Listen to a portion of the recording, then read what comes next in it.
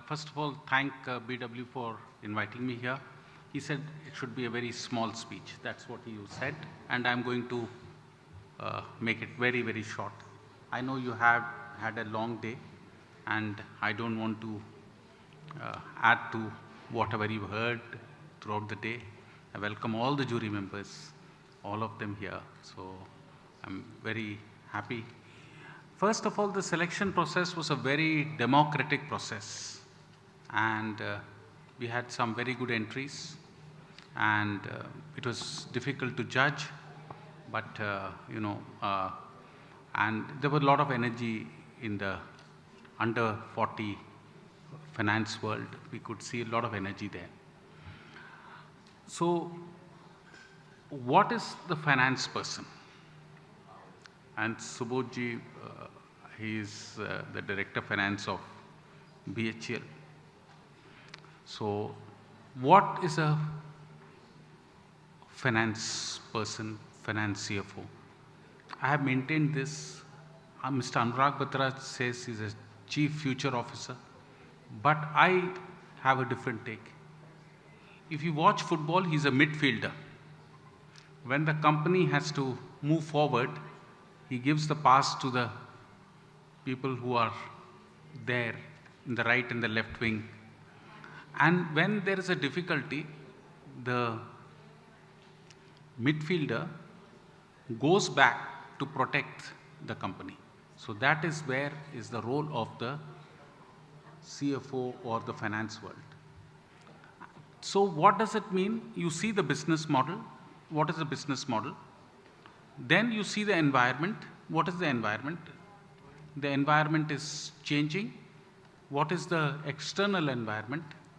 The external environment can be, for example, what you're seeing today, a war-like situation, or you are seeing the rupee depreciating. You see various things. So that's the external situation that is prevailing, which does impact the finance world.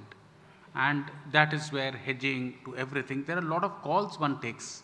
So the CFO and the finance world takes lots of calls on that. The second thing that one looks at the regulatory change. You will be surprised to know I was counting the number of regulators. If you take, it's more than 100. Forget the finance world itself. Finance world has 6 to 7 regulators, but if you look at the whole ecosystem, there are more than 100 regulators. And you have to deal with those regulators. So this is a type of challenge which all the new CFOs under 40 have to see. The regulatory changes, what happened in 100 years was very slow, but what has happened in the last 10 years of regulatory change is fast and furious. So that is the type of change that one has seen in the last 10 years. So one has to be equipped to take the regulatory changes. It is also the accounting changes. The accounting standards have changed, disclosure norms have changed, and so newer things are coming in, and that is a challenge which the young CFOs have to take. Then the technology, needless to say the importance of technology. Technology is changing on a daily basis, and what we started with the ATM, then mobile banking, internet banking, mobile banking, and then whatnot, robotics, and now blockchain, and of course cryptocurrency, to everything. I think it's changing very fast, and fintech companies, which we saw a lot of them, new banks which are coming in, and then new guidelines from RBI too. So I think that is another space that is changing very fast, the technology. The fourth, everybody seems to be missing, and everybody can tell you good human resources are an absolute must. So the finance world must know whom they are going to rely on in the company's whole set of people. So that is a very, very important thing. So to get a right person for the right job is very, very difficult. And that is what I see. And the amount of attrition and the aspiration of people has become very different from what was yesteryears. So I see that that's a big challenge. Not getting technology people, any change in job you are getting with a 40% higher cost. So the human, the HR, That's the challenge that one is going to encounter as we go forward. That's a challenge that is being encountered at present. Then capital. Capital is available in plenty and not available at times. And what is the right capital? You take a lot of PE funding, give 20%, don't give an exit, you play on valuation without a strong business model, the things will not last long. So what is very important is, what is the type of capital are you taking? Are you overly relying on a bank debt, or are you relying on shareholders, or are you relying on PE? What are you doing? So the CFO or the business world or the business person or the finance world has to decide what we are doing. So I think very important calls that these people take, because see, every promoter, every company wants to take and grow and move fast. But how does one mitigate this growth? Because growth can also be very expensive. So very important as we go, what is the right capital you choose? You are having so many shareholder disagreements today. Why? Because you have not chosen the right partner. You have gone and taken capital. At what cost? Cost of your own company. So are we doing the right thing? And this is where the finance world has to play a very big role. I think we are absolutely sitting between business growth and risk managers. The risk managers are the goalkeepers who will only protect.